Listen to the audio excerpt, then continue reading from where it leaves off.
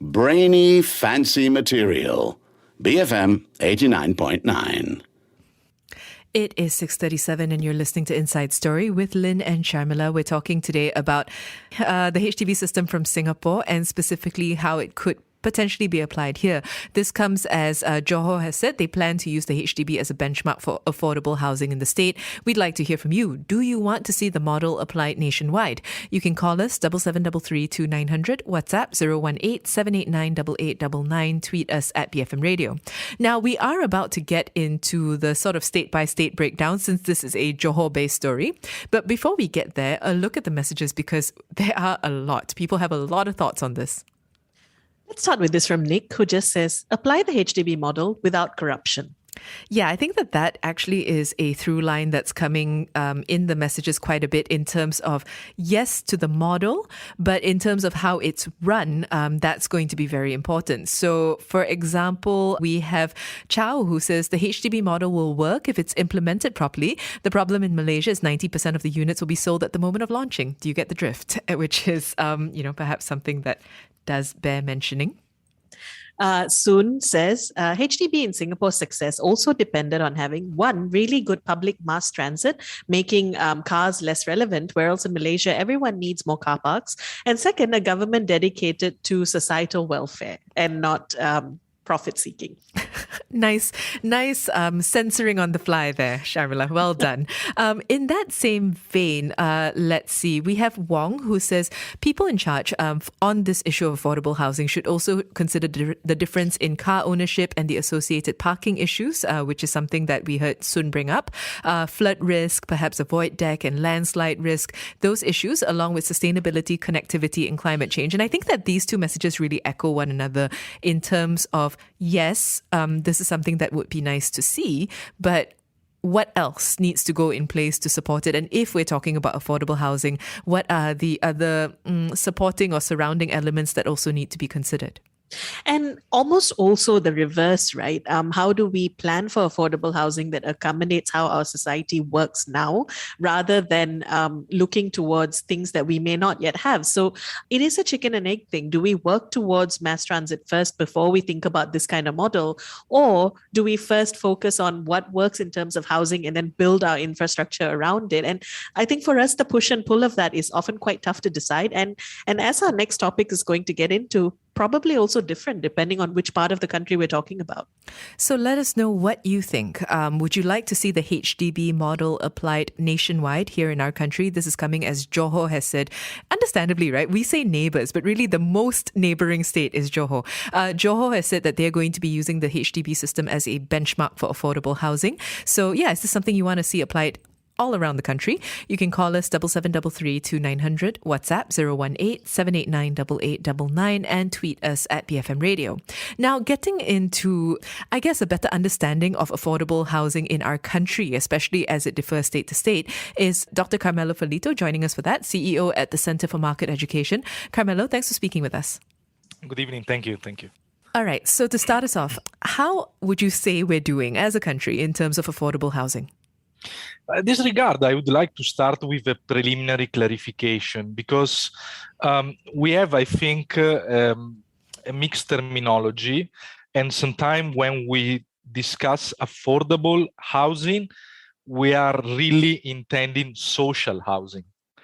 So the homes for the poor, for really the poorest segments of the population. So I think that the first step would be to clarify if we are discussing social housing or we are discussing, let's say, middle range houses that are affordable for the middle class. And in general, I would say that when we discuss affordable houses and the role of government, we are probably referring to social housing. And in this regard, Malaysia has plenty of schemes, even plenty of agencies active at the federal and state level. If they are successful or not is questionable. We know about the case of Prima, in example. That probably is not the case of the most successful example. So probably we have an overcrowded action from different governments in this segment. Then instead, if we want to go into the more general and broad discussion on affordable housing, we open a total different spectrum for conversation, and we could discuss until tomorrow morning. How might this change depending on the state and the city within Malaysia? I would say that more or less the ratio behind the schemes is quite uniform around the country. So the direction that different state governments have taken is either to act directly by being developers per se. So we have direct interventions of governments via their agencies for building social housing. And then we have the other side of action, which is in conjunction with private developers, when different state governments ask developers to devote a certain percentage of their developments for so-called affordable houses or middle range price houses. I think here we are more on middle range rather than social houses. And I would say that these are the two ways in which different governments act, and they are present more or less in every state. What it changes can be the percentage to devote to affordable houses, but I would say the model is quite uniform in this regard. And what are the specific factors that drive the demand for affordable housing in different areas? If we talk about social housing, of course, we are talking about mostly, I believe, the urban poor, so people that have left their villages, that have tried their luck or better opportunities in the cities, and they find somehow disconnected by the natural network of social safety support that they have back in the villages.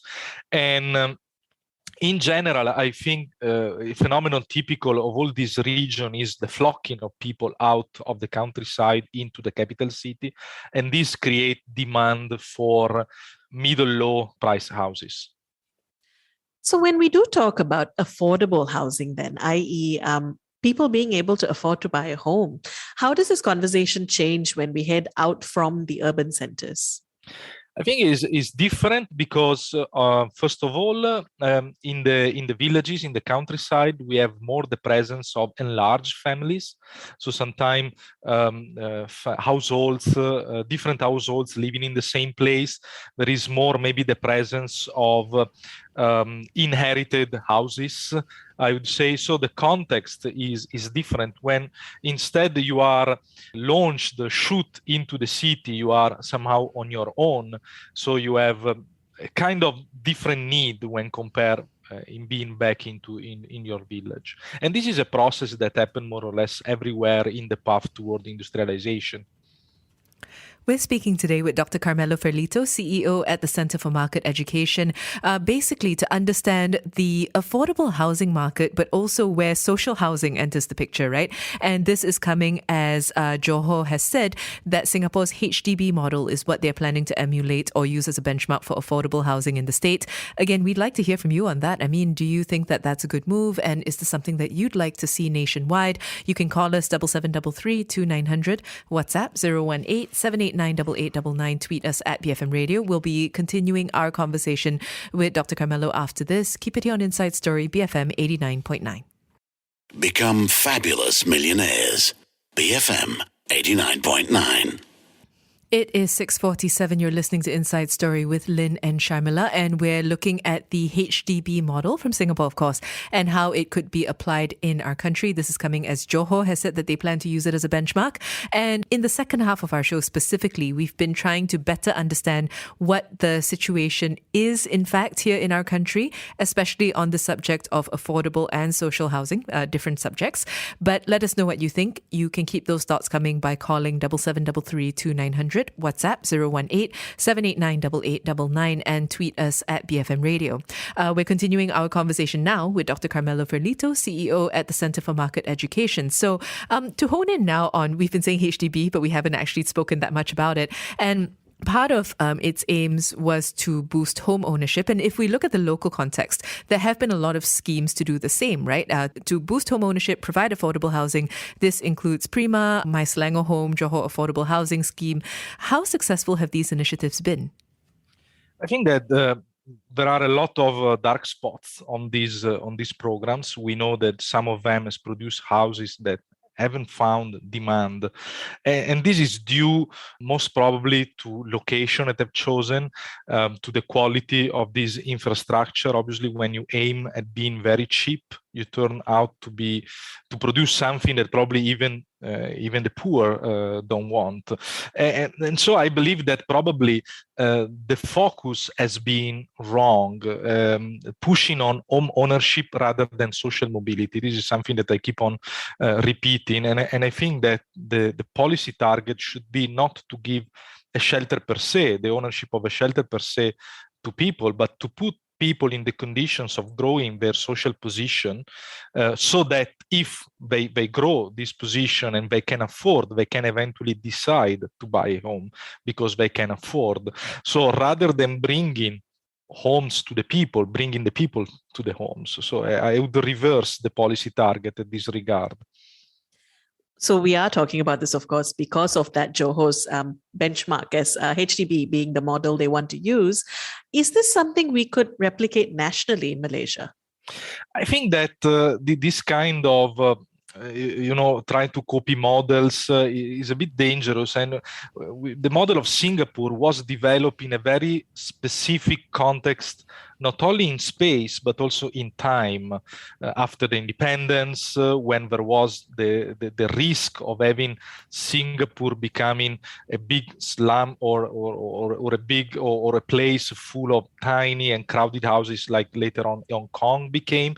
So in this regard, we can look at the Singapore model as a success, but as a success when compared to the problem that it wanted to be solved at that time, at that moment in time, few decades ago.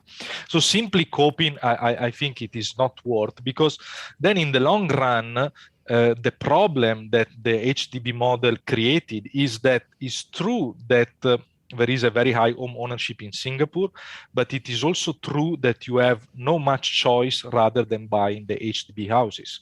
So basically that model became a monopolistic model. And the private sector found itself to have to address only the super rich, the demand of the super rich. So basically, many people can afford the house in Singapore, but they can afford only a certain specific type of house, which also look a little bit like a socialist cluster from the USSR, if I have to be honest, from the aesthetic perspective. And the reality of Johor is different in place and in time. So we should not look at copying a model which was generated by a certain context, and look instead at our reality today, and first and foremost, what we want to achieve. Now, having said that, I did want to ask you actually, I mean, there was a theme in the messages that we read earlier, right, in which people were talking about how there are various supporting factors and infrastructure when it comes to creating a good, affordable housing system. And is this something that you think enough focus is being put on here in our country, whether it's on the issue of car ownership or sustainability or just building better homes in some ways? I think that this is crucial. In fact, most probably the discussion should be focused more broadly on urban development and sustainable urban development rather than building homes, building cities. And homes are an important part of that cities. And in this regard, I think that it's very important also to look at how we finance the future of building cities, because I will never be tired of repeating that a city is sustainable if it is sustainable from the green perspective, but also from the financial perspective. And governments have no more money to spend. And I think that the studies developed by Professor Newman at Curtin universities that mention, in example, the entrepreneurial rail model, in which private developers have a role in building even the train, the infrastructures, and the city around that, the homes, rather than being simply those subjects that take the windfall of that infrastructure development. So we have to redesign the way in which we build city, we plan cities, and we allow cities to express their own identity. So how do we have cities that are really the reflection of a bottom-up emergence model. So this is, I think, crucial, and the way in which we finance this model is as crucial as the green sustainability part. So when we do talk about different models or approaches to affordable housing, how do the various geographical or infrastructural factors affect what we can in fact implement? For instance, affordable housing in Sarawak would be a pretty different conversation compared to, say, Penang. Of course, the geographical context in which you are matters in terms of, I think, the natural vocation also of the territory, and this will affect the way in which you develop the urban context, but also the materials that you are going to use, the housing model that you are going to use. And I think that we haven't explored enough alternative materials also for building affordable houses, like prefab models, sandwich panels, these new technologies that are available in the field and can be indeed further explored for thinking a bit out of the box. So the 12th Malaysia Plan included, this idea of providing, or the goal of providing 500,000 affordable housing units. Is this feasible? Is there anything that we need to adjust in order to make it more feasible? I think that the real question is if the market needs those houses. Maybe the market needs 1 million, maybe the market needs 100,000. We don't know. I think that simply putting a target on numbers, it means not dialoguing with the need on the field, and therefore also inviting all the relevant stakeholders in this kind of projections that risk to be and to remain a dream in the heart of policymakers. So apart from housing schemes, then, what other long-term solutions should we be looking at? I think that a model that probably needs to be also reconsidered is a support to rent, because, as I mentioned earlier, the key element is social mobility.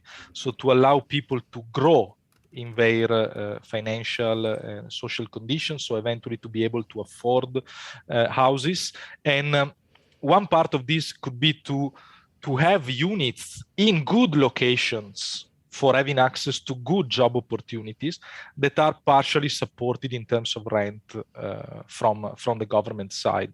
Here, I think is a different and cheaper and better model that we need to take into consideration. Carmelo, thanks so much for speaking with us today. Thank you very much for having me. That was Dr. Carmelo Ferlito, CEO at the Centre for Market Education, speaking to us about the affordable and social housing market in our country and, what's currently available, how well we're doing. And we've been asking you for your thoughts on this, but also in general. Is the HDB system something you want to see replicated here? Dr. Carmelo is not necessarily all for it. And I think that the messages that we're getting are also a reflection of that kind of mixed feelings.